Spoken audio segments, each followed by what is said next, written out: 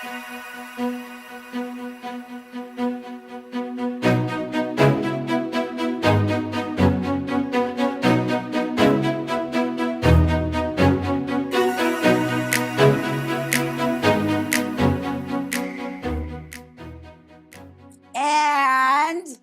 action!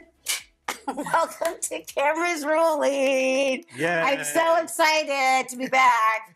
I'm very excited about my guest tonight and the play that is so important and is just going to be so impactful for our city. The play called Circus Fire at Theaterworks, Correct. written by playwright Jacques Lamarre, who is no stranger to Cameras Rolling. No, I don't know how many appearances this has been. It's but been I love, many. I love being a repeat guest. Oh, we love having you back. Thank you. And our beautiful actress, Olivia Nicole Hoffman. Yes, thank you so much for having me. It's nice to have you here. Who is a local? And you were talking that this play, the Hartford Circus Fire. Yes. You want to say the Hartford Circus Fire. That's the way everyone thinks of it. Yeah. Which is the sad story that we all know on July 6, 1944. July 6, 1944. And, Yes. you know, I've never been to the memorial. I really want to go, but I know I'm going to be really motivated to go after I see the play. Yeah. So what I've seen, because I follow you on social media, is that this is the biggest cast that they've had at Theaterworks, right? Yes. It's 12 actors. 12 actors. It's the biggest cast they've ever had. Initially, they told me to write the play for 8 actors, and they knew certain things going in. They knew they didn't want to do it in the theater. They knew they wanted to make it a big signature production because this is their 40th anniversary. They knew that they wanted a large cast, and 8 is a large cast for any theater these days, except for Broadway. And they also knew that they didn't want it to be linear, like, and this happened and then this happened. And so they kind of like, they said, you know, go off and write it and we'll figure it out. And so in terms of where it was going to be and what have you. And so I said, do I need to worry about, you know, this actor is going to be playing this part and this part and this part? Because there's no way, well, you could tell the story with 8 characters, but we're talking about something that impacted thousands of people, thousands upon thousands of people.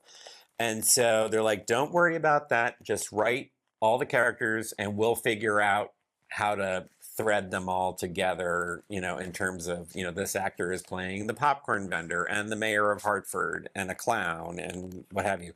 So I went off and wrote it. And gave it to them, and they're like, oh, we can't do this with 8 actors. So we did a reading of it with 10. And then after the reading with 10, they're like, we're going to need 12.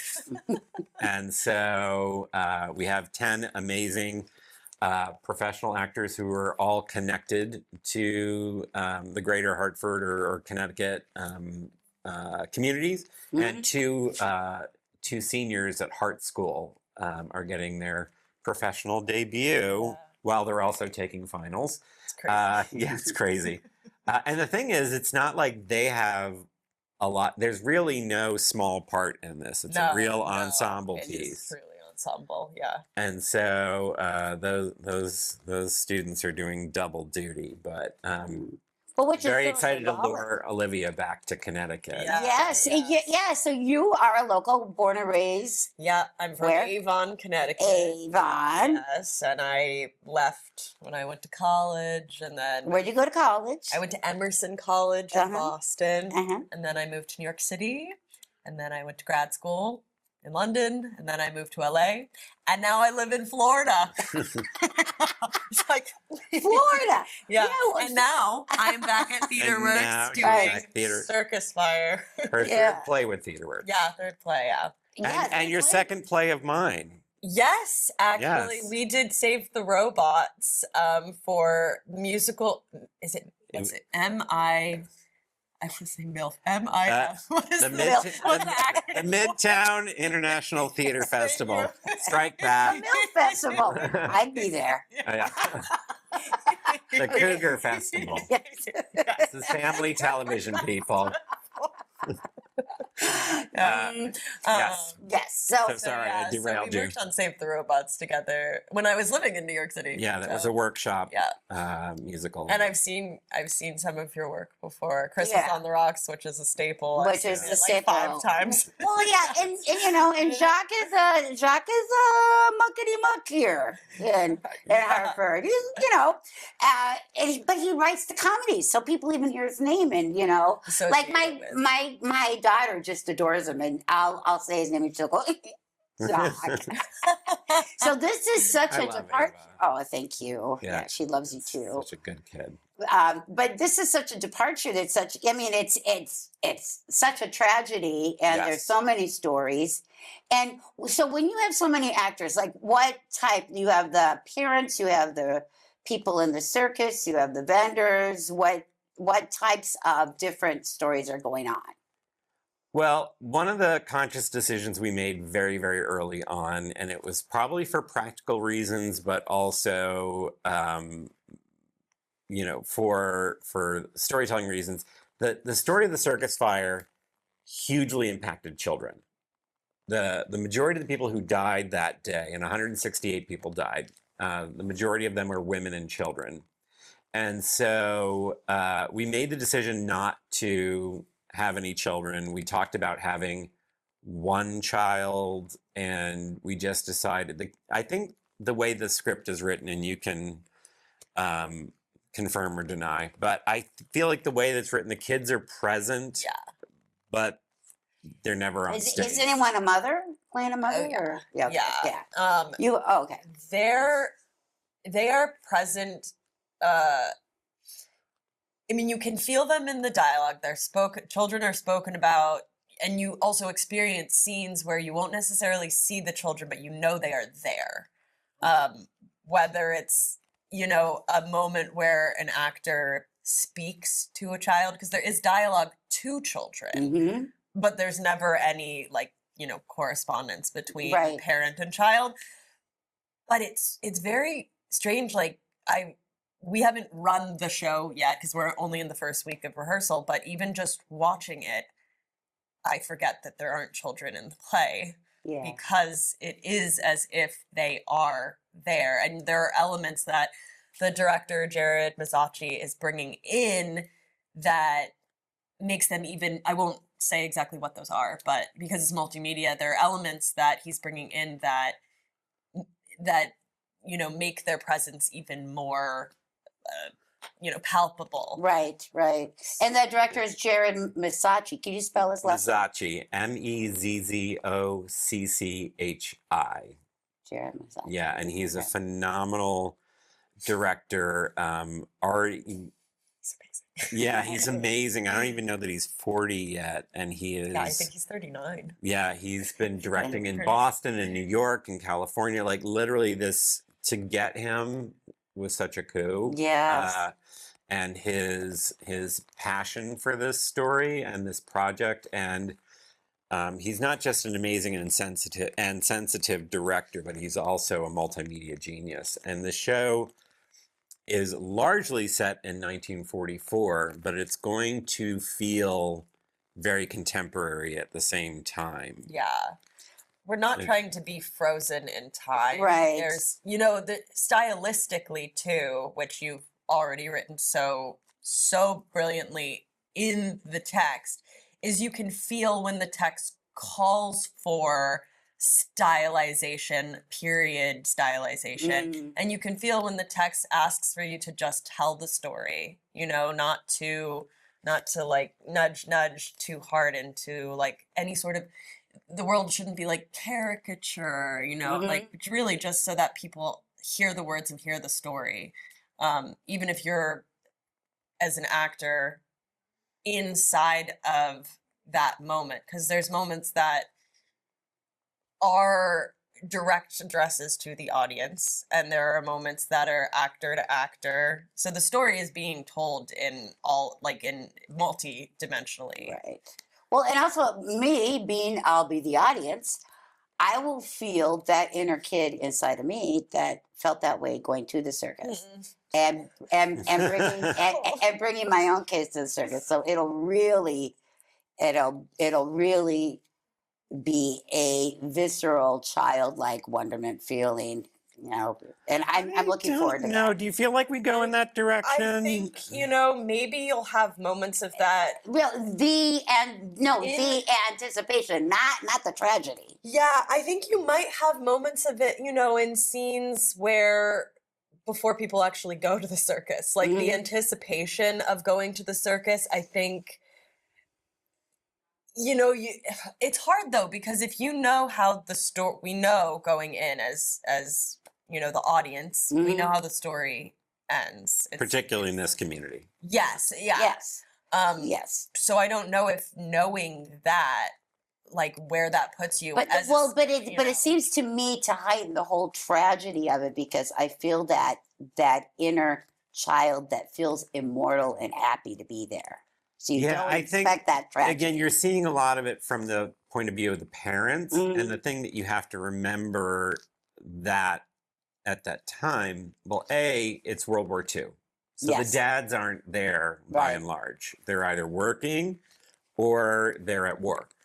And it was also an incredibly hot day. And so the experience of going to the circus that day was actually not entirely pleasant because it was so hot.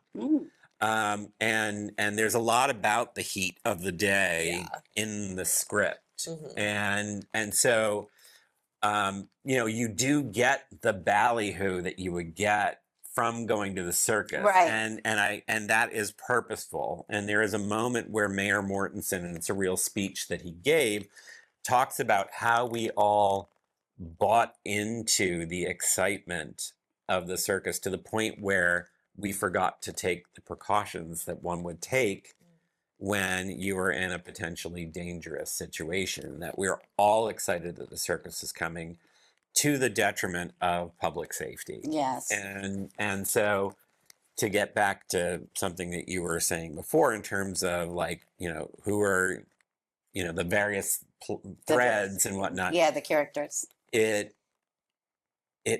tried to involve such a global picture of everyone who was touched by this. So you have people recollecting why they didn't go. Because one of the things that I hear constantly is, we were supposed to go that day, but we went to the beach. We were supposed to go that day, but it was so hot we went to the movies. We went, you know, someone was supposed to go, they got there and the kid had a meltdown and we went home.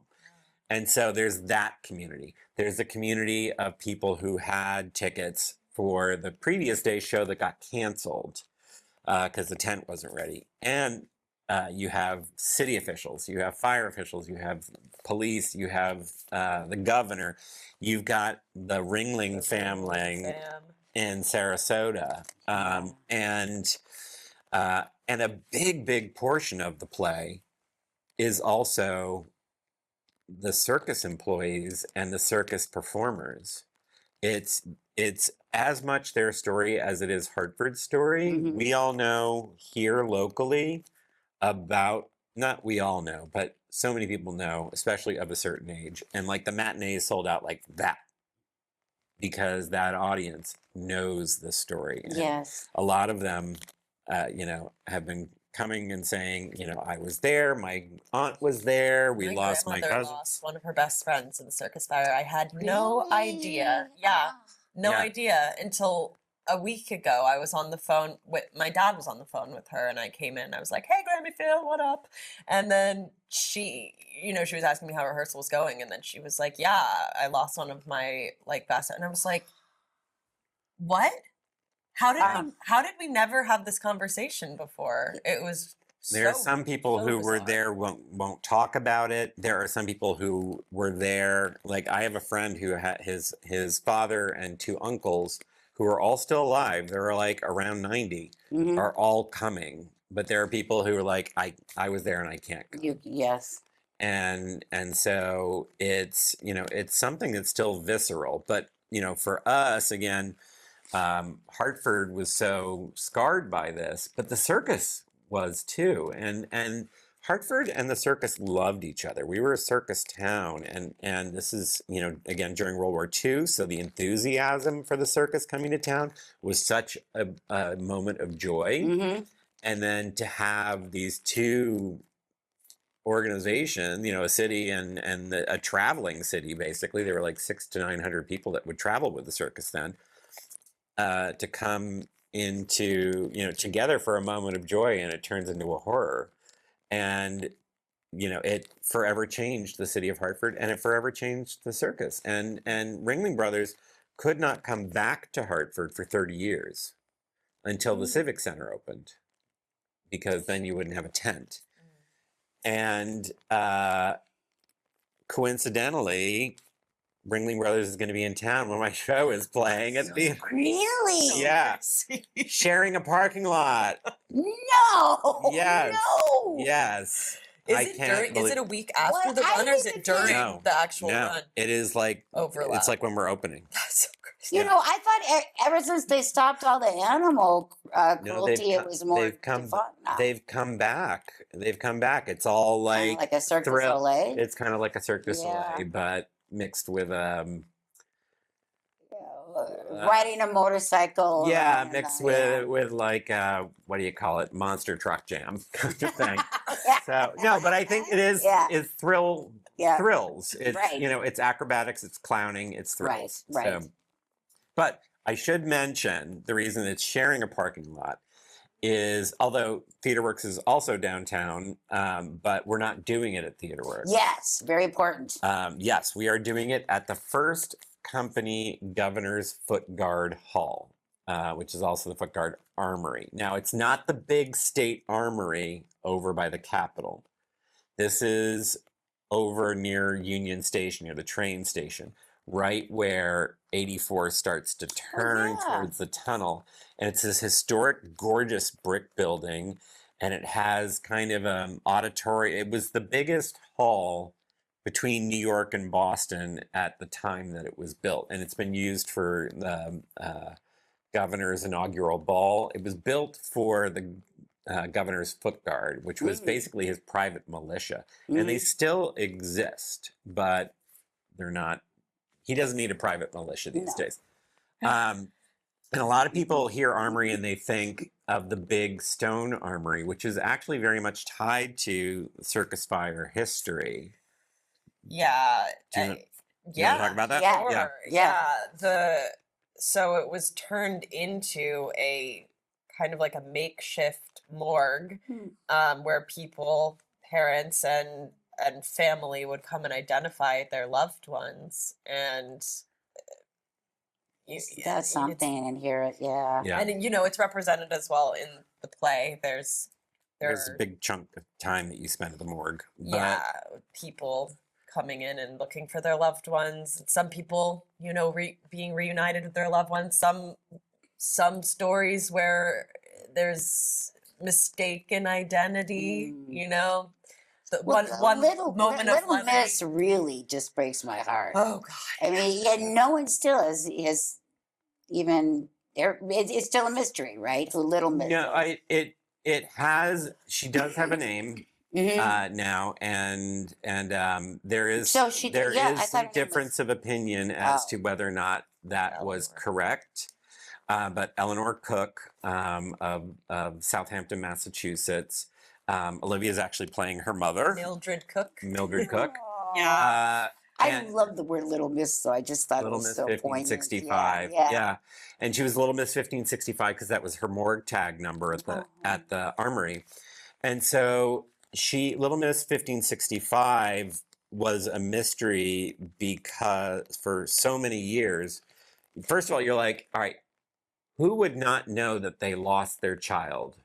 Well, at yeah, the circus? but people would think that her parents died with her, or But again, the generation no one died with was her. no one was able to identify her. So if her parents were dead, Right. but it was, you know, they would run her photo. She was very, for lack of a better way of saying this, she was She had very little damage to her. There were people who were burned beyond recognition and had to be identified through their dental work or through scars or what they were wearing. She was fairly pristine. She had a kind of a smudge on her head, which later betrayed that she did not die because of the fire, but because she was trampled. And so she was considered to be someone who would be identified very quickly. And so her mother, who's played by Olivia, was actually Mildred. burned on 85% of her body. And she was in an induced coma. And so she was obviously not in a position to go identify. And I'm saying her mother, again, this is based on a lot of research that was done by an arson investigator by the name of Rick Davey with the Hartford Fire Department. It became a passion project and an obsession for him. There's a book called A Matter of Degree, which he wrote with Don Massey. And they worked with the sole surviving member. Actually, no, I'm sorry. Donald Cook, the oldest brother. There were 3 kids in the Cook family: Donald, Eleanor, and Edward. Edward died very shortly after the fire at the same hospital that his mother was brought to. She was in an induced coma in what was called Municipal Hospital at the time. It doesn't exist anymore, but was, I think, later moved to the Hartford Hospital for treatment. And Donald was found wandering the streets and brought in and was recovered by his aunt and uncle. And so the aunt went to the armory to identify 1565 twice and said it wasn't her niece. And then this isn't in the play, but Emily, who was Mildred's other sister, went and looked and said it was not her. It wasn't, I don't think it was like a flat out, it's not her, but she was in that extremely hot tent. Who knows what may have happened with her, but Stuart Onan's book declines to identify Eleanor Cook as 1565 because she was in different clothes, different number of adult teeth, different height. Right. And so there is a very big difference of opinion, which I don't come down in the play on one side or the other, because that identification happened many, many years after the play takes place. The play is pretty concentrated. There's a prologue that takes place in 2026, but then we go back to 1944, and it starts maybe a few weeks before the circus gets to Hartford, the moment when the guy's going around with the posters, getting the town hyped. Yeah. And maybe 2 weeks after, they're doing inquests and the circus is put into receivership. So it's a very compressed, focused thing, so that I don't have to get into whether or not 1565 is Eleanor Cook. Oh, okay. And there isn't real resolution on it in the play. No. I think it leans in that direction, but I don't think it's, But no positive identification is made by the end of the play. And the other big question, and I know we're running out of time, is how did the fire start? Yes. And the gasoline and paraffin. Yeah, well, the tent was that wasn't how it started. That's how it spread so quickly. That's how it, yeah. But the big question is whether or not it was an accident, like a tossed cigarette or a tossed match, or if it was arson. And so there is, in the same book, Don Massey and Rick Davey come down on the side of it being arson. And there was a guy who admitted to starting the fire, and he was jailed for arson in Ohio. But he recanted, saying that he set the Hartford Circus Fire. And so it's never been definitively proved. And I think it's moved from accidental to, like in the fire annals or whatever, to suspicious or something. But, well, I always thought it was a lit cig because everybody smoked back then. And everybody smoked everywhere. Where the fire started on the tent was not at the ground level. It started but even, like how people would, I don't know. No, that's it what could be, but it started halfway up a sidewall. And at that moment, I am not interested as a dramatist of recreating someone flicking the cigarette or lighting the tent on fire. At that moment in the play, you are in real time with the audience experiencing it while they're seeing it, what this thing is, because that was part of, I think what Stuart Anand does so beautifully in his book, talking about crowd psychology, and that people sat there and saw it start and they were like, oh, it must be part of the show, or someone will take care of it, or it's not what I think it is. And then at a certain point it hits the roof and all hell breaks loose. And the stories of the heroism versus the depravity of some of the people who were getting people out of the way. Their kid's jaw was broken by. But I am so impressed that you have been able to weave them all, so we'll feel like we're actually there. I think so. Yeah. I think so. I feel like there's a lot of perspectives represented, and one of the, if not the main question, at least that I take away from the play, is it isn't about placing blame, because I think the question is, like, who do we blame? But the question is, how do we move on from this together? I really do think that the togetherness is in there, even if there are dark notes of, I want a refund, or, dark notes. Oh, that line got cut. I know. So sad. Actually, a lot of the lines that are coming to mind right now, I'm like, oh, the Dr. Mathis character was also cut. But there's moments where people, how you respond in a situation, in a tragedy, you can't predict it. You can't. Yes. So sometimes, you want to think you'd be one of the heroes. Yes. Yeah. Maybe you're someone that freezes, or maybe you're someone that does something that is like borderline seemingly malicious, but it is tragedy. It's how the brain responds to tragedy. And I think this world that Jacques has built and that we are building, with Jared, isn't about placing blame. It's about representing people in all their humanity, be it beautiful or terrible. Right. And we're all that. Yeah. It's a story without a lot of villains in a way. Yeah, and laws were changed. I mean so much change. Yeah, so much change from that tragedy, which is still happening from tragedies today. Can I take over your show very quickly, Marsha? Yes. Okay. Go ahead. All right, look at it right now.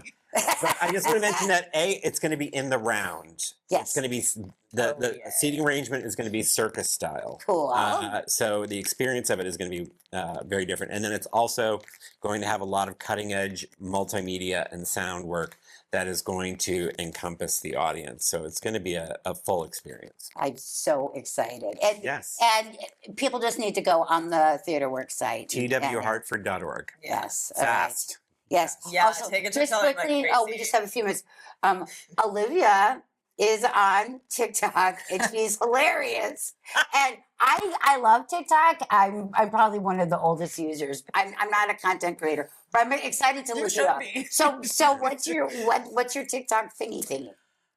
It's a parody of a theme park, and it's known as Titanic Theme Park. So I take James Cameron's 1997 Titanic, and Speaking of tragedies, yes. Speaking of tragedy, and actually, it's bizarre. It feels like this is the right time to be working. Not that we're making a parody out of this, but no.